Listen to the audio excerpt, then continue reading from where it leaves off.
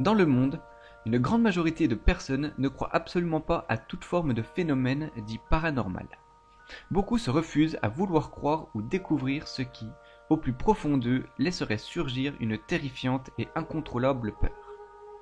Toutefois, et encore de nos jours, une certaine croyance suivie par d'étranges rituels servant à guider mais aussi accompagner une âme devenue errante à quitter notre monde existe dans toutes les religions et civilisations de notre planète et depuis des millénaires. La science et notre technologie actuelle ne nous permettent pas de résoudre d'étranges mystères ou phénomènes qui continuent de subsister encore à notre époque. Nous avons tous le choix de vouloir ouvrir notre esprit et d'interpréter ce qui nous entoure de façon totalement libre.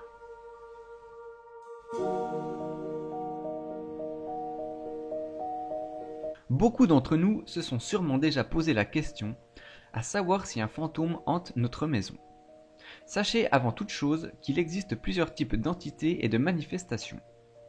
Nous connaissons les poltergeists, esprits farceurs pour la plupart, qui saura jouer de notre peur en déplaçant divers objets dans notre demeure, et ce, à toute heure du jour et de la nuit. Les démons, qui essaieront de prendre possession de notre esprit, mais aussi de notre corps afin de renaître sur terre. Les âmes errantes, qui ne cherchent qu'à quitter notre monde et rejoindre l'au-delà. Et puis, il existerait également notre ange protecteur, l'homme errante d'un proche qui prendrait soin de nous tout au long de notre vie. Selon certaines croyances et religions, il existe diverses manières de pouvoir convoquer un démon ou un esprit quel qu'il soit. Nous connaissons tous la célèbre tablette de Ouija. Cet objet permettrait de pouvoir poser certaines questions à toutes sortes d'esprits, voire même à un démon. Cette pratique reste la plus popularisée et pour de nombreux médiums et voyants, la plus efficace mais aussi la plus dangereuse. Il existe une multitude d'autres rituels plus ou moins efficaces.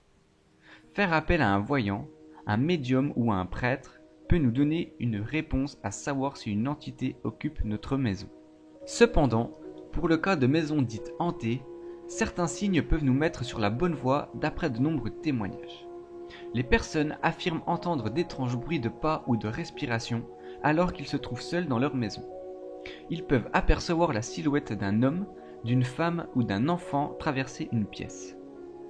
Ils peuvent également avoir beaucoup moins d'énergie dans la vie de tous les jours et souvent, leurs animaux de compagnie fixent un point alors qu'il n'y a aucun insecte ou poussière dans la pièce. À titre personnel, je rajouterai également que de nombreuses nuits à faire de terribles cauchemars s'ajoutent à tout cela.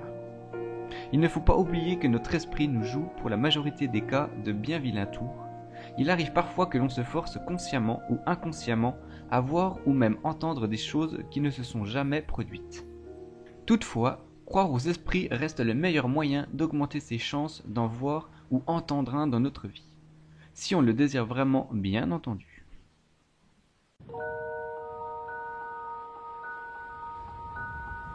Le cinéma, mais aussi la littérature, peuvent nous faire croire que se retrouver face avec un fantôme n'est pas une bonne chose. Or, ce n'est pas forcément le cas. Certes, il existerait certains esprits malveillants et dangereux, tels que la célèbre histoire d'Amityville ou encore la poupée d'Annabelle. Mais dans la plupart des cas, ces esprits désirant communiquer avec nous ne nous provoquent que de la peur, tout simplement parce que l'on ose croire à ce qui nous arrive. Cependant, et toujours à titre personnel, je pense qu'il ne faut jamais provoquer et sous-estimer un esprit quel qu'il soit. Je persiste à penser qu'une entité n'est pas dangereuse pour un être vivant. Elle vous provoquera sans doute de nombreuses frayeurs, vous emmènera à vous poser bon nombre de questions et peut-être même vous obliger à demander de l'aide d'un voyant, médium ou prêtre, mais en aucun cas elle vous fera de mal directement.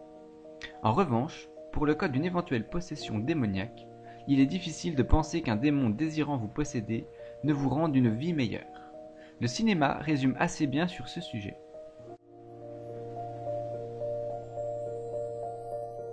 Lorsqu'un esprit ou un démon s'invite dans notre demeure, il est très dur de s'en débarrasser par la suite.